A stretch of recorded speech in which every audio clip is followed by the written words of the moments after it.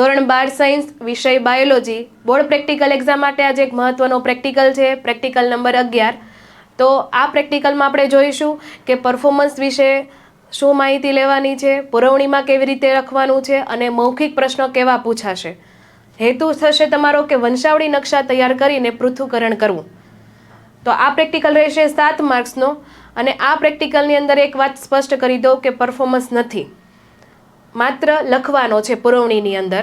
તો આપણે શું પ્રથમ લખશું તો જરૂરિયાત છે કુટુંબમાં એક કરતાં વધુ પેઢીઓ માટે લક્ષણો છે, કોઈ કારકો છે, કોઈ જનીનો છે, તો એની અંગેની માહિતી તમારે લખવાની છે, જે જરૂરિયાત કરીને તમે લખી શકો છો.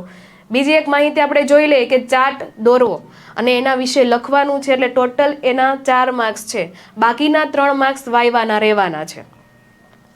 તો અહીંયા શું થશે કે એક્ઝામમાં ત્યારે જશો જ અને આ પ્રેક્ટિકલ પૂછાણો છે એટલે કે તમને હેતુ આપી તો દેવાના છે, પણ આપણે આ વંશાવળી નકશા ટોટલ 5 છે જર્નલની અંદર, તો એમાંથી કોઈ પણ એક એક્ઝામમાં આવી શકે છે. તો જે એક્ઝામમાં આવેલો છે તો આપણે ઓળખવો પડશે કે આ કયો વંશાવળી નકશો છે, જાતે જ ઓળખવાનો છે અને એના પરથી ડ્રો પણ કરવાનું છે અને એ પણ જાણવાનું છે કે આ નકશો કયો છે. તો ધારો કે તમને નકશો ખ્યાલ આવી ગયો છે એટલે તમારે પુરવણીની અંદર આ રીતે ટાઇટલ મારી દેવાનું કે વાય રંગસૂત્ર સંલગ્ન લક્ષણો, કારણ કે આપણે નકશો છે એ ખ્યાલ આવી ગયો છે. પછી શું કરશું કે આપણે થોડાક ચિહ્ન છે એ સપ્લિમેન્ટરીમાં ડ્રો કરી દેશું કે આવી રીતે કે જો આપણે એકદમ બ્લેન્કમાં રાખીએ તો સામાન્ય માદા ગોળમાં, પછી ચોરસમાં આપણે સામાન્ય નર લખી દઈશું. આપણે ગોળ કરીને થોડુંક આપણે ફિલઅપ કરી દેવાનું, જેમાં અસરગ્રસ્ત માદા દર્શાવીશું, પછી ચોરસ કરીને એને પણ ફિલઅપ કરી દઈશું, અસરગ્રસ્ત નર બતાવી દઈશું.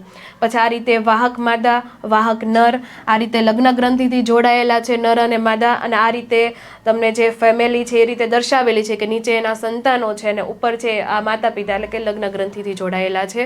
તો આવી રીતે થોડીક માહિતી આપી દેવાની. પછી જે પણ લખવાનું થશે એ વાય રંગસૂત્ર સંલગ્ન લક્ષણો વિશે જ લખવાનું રહેશે. તો આપણે આ જે ચાર્ટ છે તમને એક્ઝામમાં ચાર્ટ આપી જ દેશે, તો એને જોઈને જ તમારે ડ્રો કરી દેવાનો છે અને એના આધારિત તમારે આ રીતે પુરવણીમાં લખવાનું રહેશે. તો અહીંયા તમારે જોવાનું કે આ લક્ષણો છે એ વાય રંગસૂત્ર છે એના ઉપર હાજર હશે, જનીનો હાજર હશે એટલે તમને એવા લક્ષણો જોવા મળે છે. અને પુરુષથી પુરુષા સંક્રમિત જોવા મળે છે. આ કોઈ પણ લક્ષણો છે એ માદામાં આવતા નથી અને માદામાં જોવા નથી મળતા. એનું મુખ્ય કારણ શું થશે? કારણ કે સ્પેશિયલી વાય રંગસૂત્ર પરના જનીનો હોય એમાં ખામી આવે તો જ આવા લક્ષણો જોવા મળે છે. એટલે પુરુષથી પુરુષ સંક્રમિત થશે, વારસામાં મળશે આ લક્ષણો, પણ સ્ત્રીઓને વારસામાં મળશે નહીં. તો આ રીતે તમારે માહિતી લખવાની રહેશે. હવે બીજી વસ્તુ આપણે શું જોઈશું કે આ રીતે જો ઘણા એવું વિચારે કે 2 નકશા પૂછશે કે 1 નકશો, એવો પણ ક્વેશ્ચન હોય, પણ વંશાવળી નકશો 5માંથી કોઈ પણ એક જ આવી શકે છે. તો પુરવણીમાં તમારે આટલું લખીને પછી આ એક લક્ષણ પણ ખાસ દર્શાવી દેવાનું કે કાનના કર્ણપલ્લવ પર વધુ પડતા વાળ દેખાવા. એટલે જો એના પિતાને દેખાતા હોય તો જરૂર છે કે એના પુત્રમાં છે એ વારસાગત આવવાના જ છે, કારણ કે વાય રંગસૂત્ર પરની આ ખામી છે. હવે અહીંયા લખાણ તો પૂરું થઈ ગયું છે, પરફોર્મન્સ તો નથી. અને મૌખિક પ્રશ્નો છે એના 3 માર્ક્સ છે. તો તમને આના વિશે થોડા ઘણા પૂછી શકે કે વાય રંગસૂત્ર છે તો કેવા તમને લક્ષણો જોવા મળશે, કારણ કે ઘણા સ્ટુડન્ટ એવા હોય કે લક્ષણો નથી લખતા, તો તમને એવું પણ પૂછી શકે કે શું લક્ષણો જોવા મળે છે, આના સિવાય બીજા કોઈ લક્ષણો હોય કે નહીં. પછી દૈહિક રંગસૂત્રો કોને કહેવાય, લિંગી રંગસૂત્ર કોને કહેવાય, કોઈ બીજા ઉદાહરણ દ્વારા તમને સમજાવો, અથવા અન્ય કોઈ વંશાવળી નકશો છે તો એના વિશે પણ તમને પૂછી શકે છે. તો આવી રીતે તમે તૈયારી કરીને જશો એટલે કે તમારા 7માંથી 7 માર્ક્સ છે એ પૂરા આવી જશે.